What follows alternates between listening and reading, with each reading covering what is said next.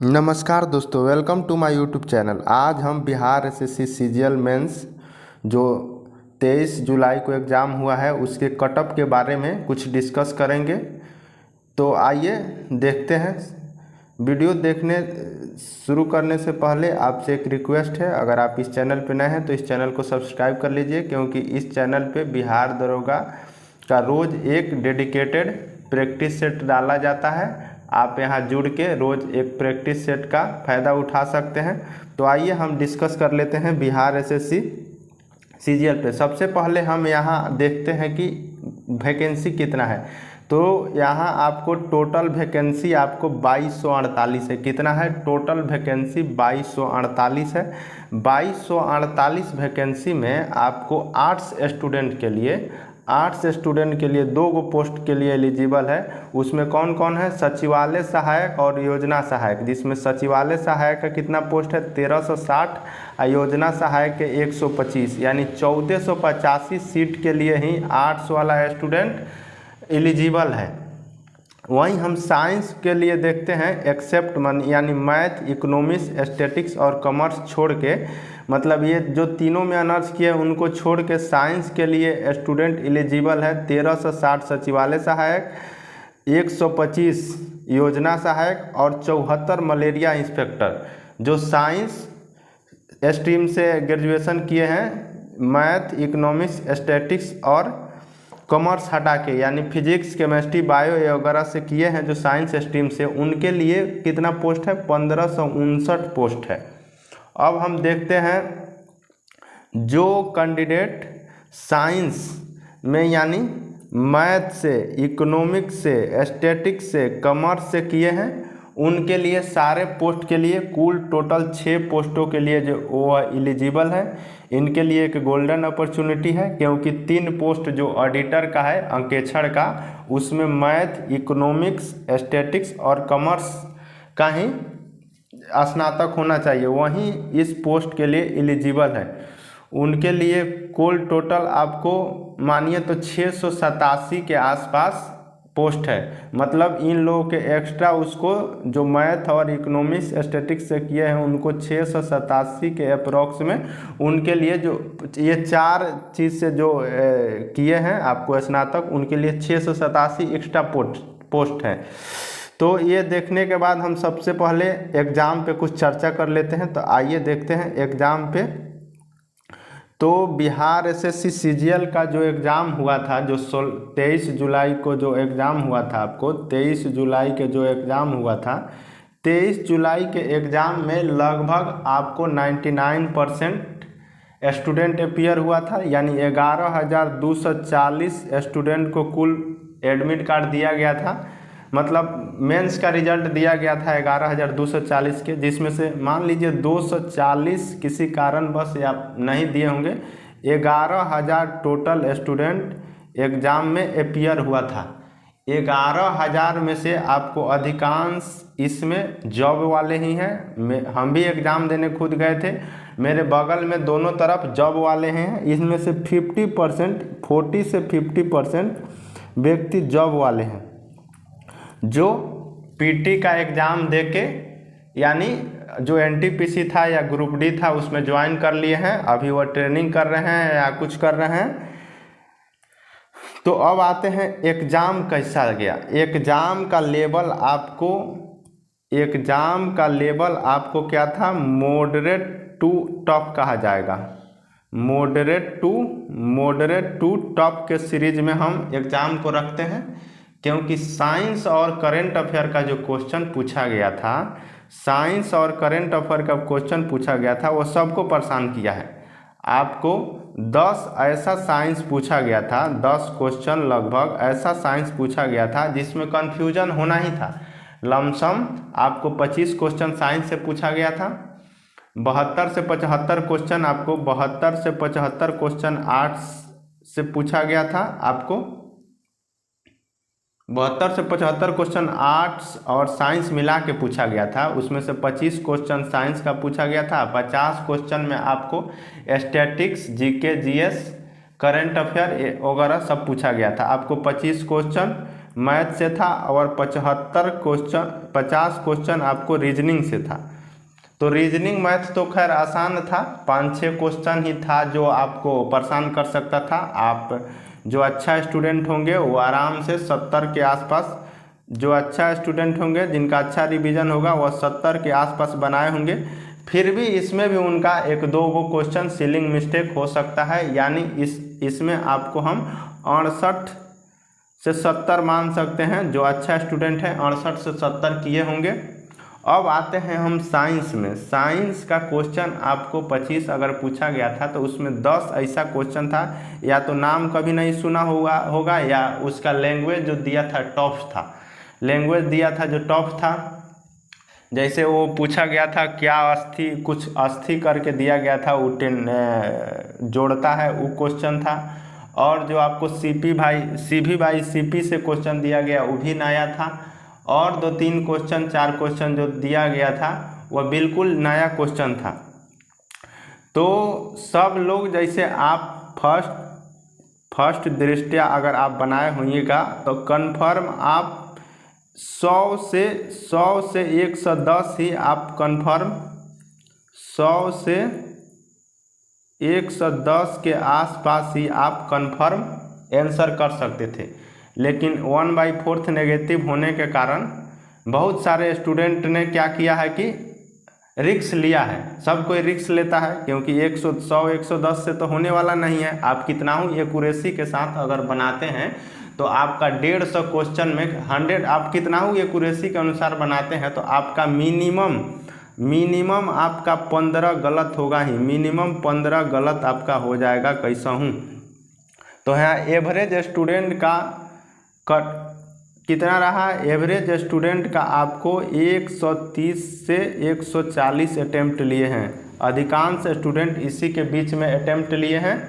तो इसी के अनुसार भी आपको करेंट अफेयर, उसके बाद हम देख लेते हैं करेंट अफेयर में भी नया क्वेश्चन पूछा गया था। सभी लोग जनरल स्टूडेंट आपको एसपीडी और एडुटेरिया पढ़ के गया था, लेकिन एसपीडी और एडुटेरिया से बहुत कम ही क्वेश्चन देखने को मिले। जैसे G20 वाला है, एसपीडी में नहीं दिया हुआ है, और सारे बहुत से क्वेश्चन हैं जो डायरेक्ट पता ना कहाँ से पूछा गया था, जो कहीं मतलब बुक में तो होगा, कहीं जो प्रतियोगिता दर्पण वगैरह में होगा, जो मंथली क्विज आता है, लेकिन अधिकांश स्टूडेंट कम समय में एसपीडी और एडुटेरिया ही पढ़े थे।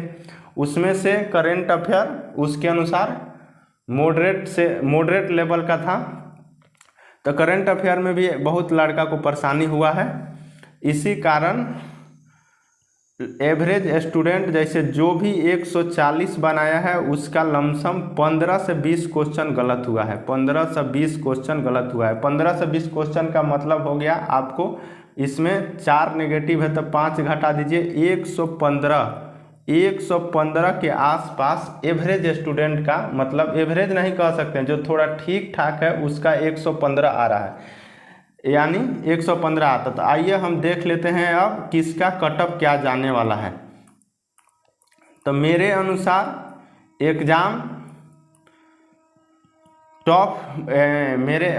एग्ज़ाम आपको मॉडरेट टू टॉप लेवल का था।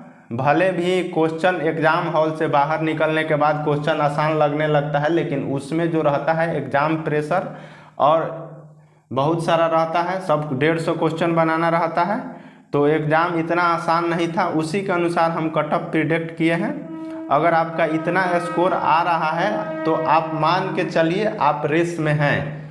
आप इतना स्कोर आ रहा है तो मान के चलिए आप रेस में हैं। ये हम कटअप सचिवालय सहायक के लिए जनरल के तौर पर बना रहे हैं, यानी आर्ट्स सभी को इंक्लूड करते हुए।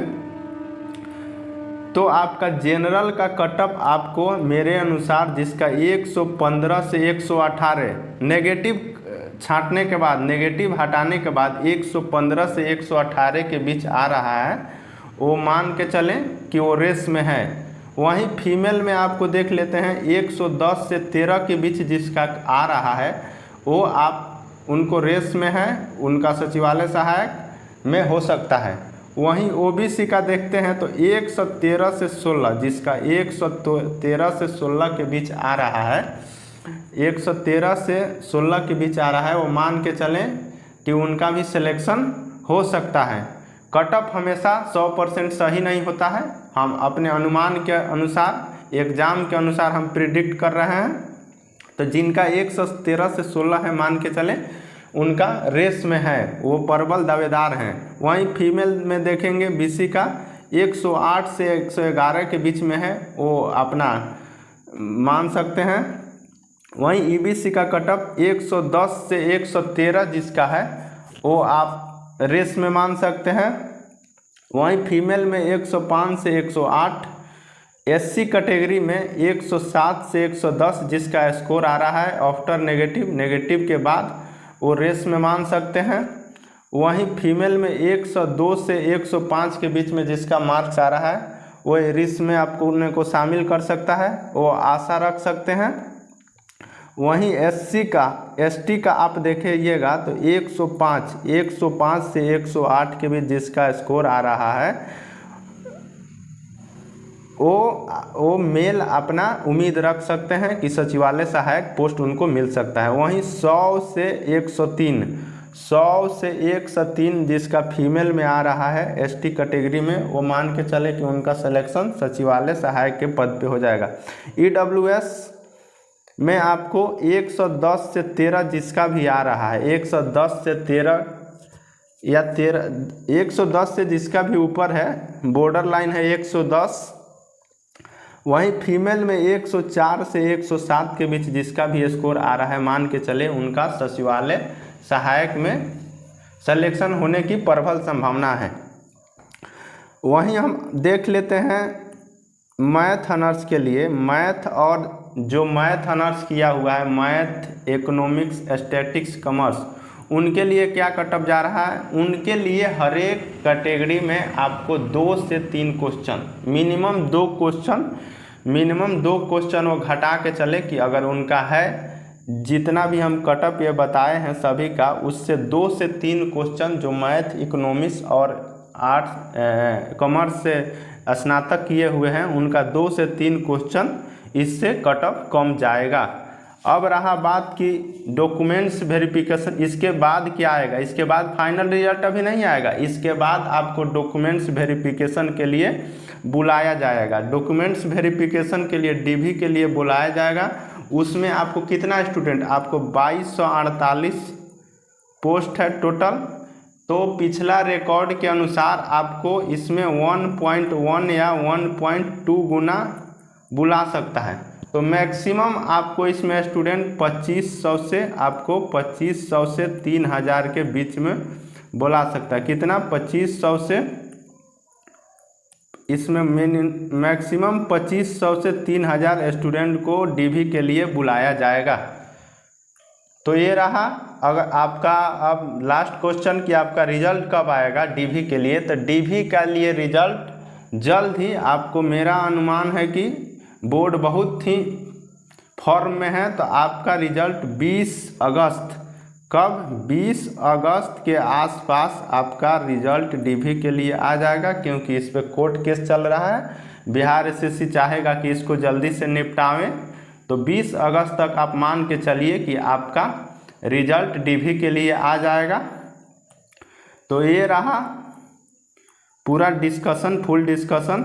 अगर वीडियो आपको अच्छा लगे तो वीडियो को लाइक कीजिए, चैनल को सब्सक्राइब कीजिए, और आपका कितना स्कोर आ रहा है, ईमानदारी से आपका कितना स्कोर आ रहा है, अपना कैटेगरी और मार्क्स नीचे कमेंट बॉक्स में बताएंगे, जिससे अनुमान लग जाएगा। बहुत सारे स्टूडेंट इस वीडियो को देखेंगे, तो जिसका जितना आ रहा है वो अपना सही नेगेटिव काटने के बाद अपना नंबर कमेंट करेंगे कैटेगरी के साथ। फिर मिलते हैं अगले वीडियो में, तब तक के लिए जय हिंद, जय भारत।